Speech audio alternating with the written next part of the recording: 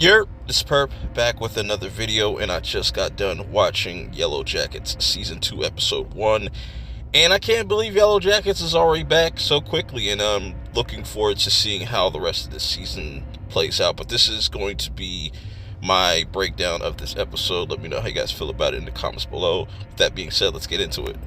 This picks up after the events of Season 1, where we find out that Lottie is pretty much the leader of this cult, and she's gonna definitely have a much bigger role in this season.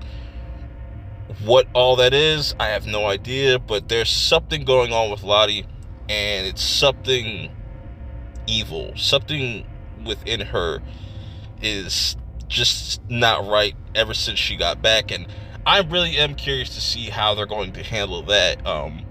The scenes of these characters coming back, getting rescued, I want to see that.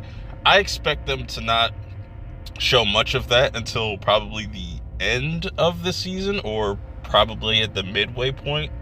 I don't know. But it's crazy, like, her parents couldn't figure out what's going on with her. She hasn't talked to anybody.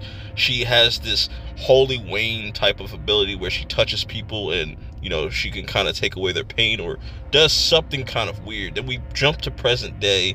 We see present day Lottie and her little Jim Jones cult, which is interesting. I'm curious to see how that's all going to play out. And, they kidnapped Nat, so we're going to get into that as well. Then we shift things over to Shauna and Misty.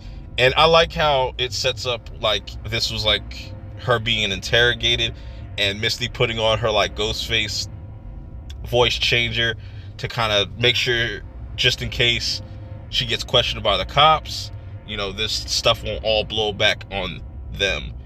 Which, that's my biggest issue with season 1 and just Shauna in general, that Shauna is really going to be the one to kind of blow a lot of this stuff up. Not only Shauna, but Ty as well. But at least Ty, it's interesting with her character as well, where there's a lot of things that can blow back on her, with her now being like the senator and whatnot. She has a lot of influence. A lot of people are looking up to her. So whenever this stuff gets revealed about what her wife or her wife saw in the basement with Biscuit, that's going to be interesting to see.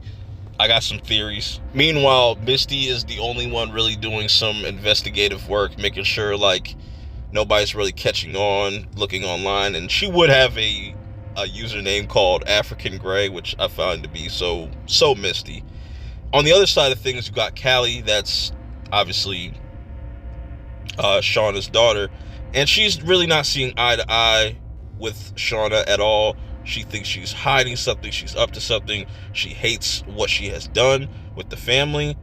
Then we shift things back to when they're in the wilderness, and you have Shauna having this conversation with Jackie, and you're thinking like, wait, Jackie's not alive. And of course, she's just talking to her frozen dead corpse, which I like the reference that they used, like she's on her Norman Bates shit.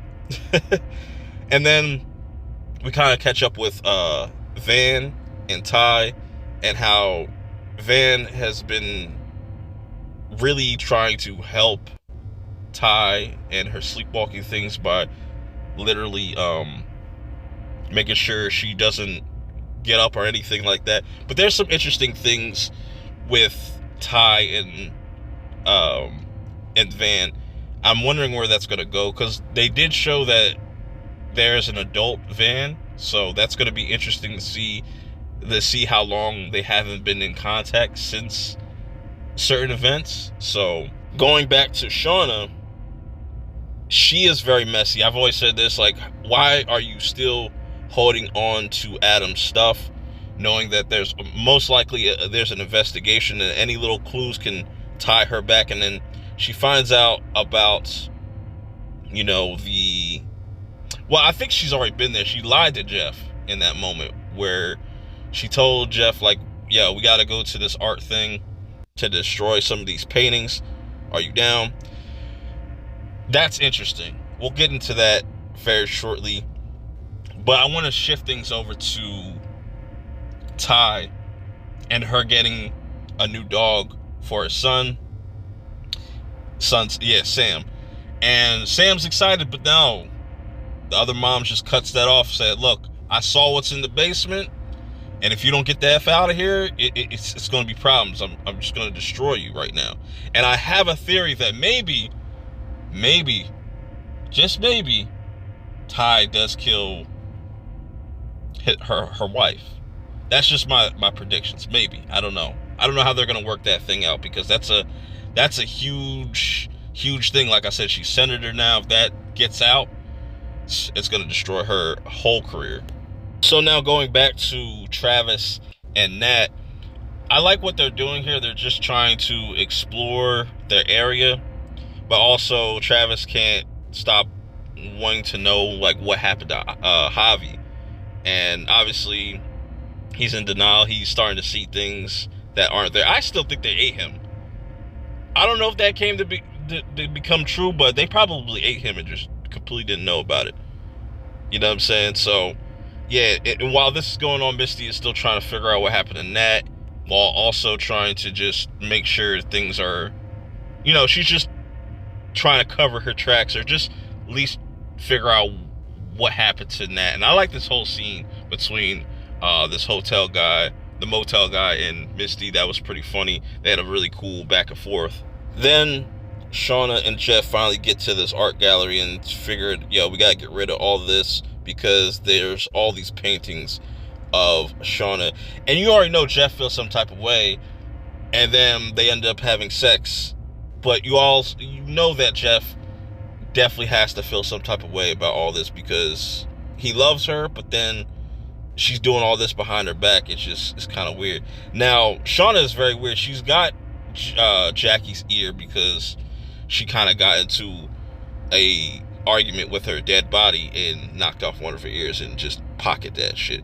Misty, on the other hand, she nobody wants her around food. He's like, yo, go do something else.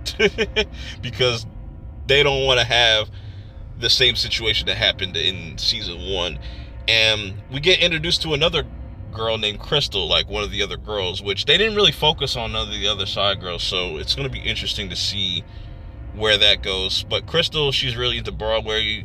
She's outside singing and runs into Misty, and Misty's already kind of like flustered. She's just like, what the fuck are you doing?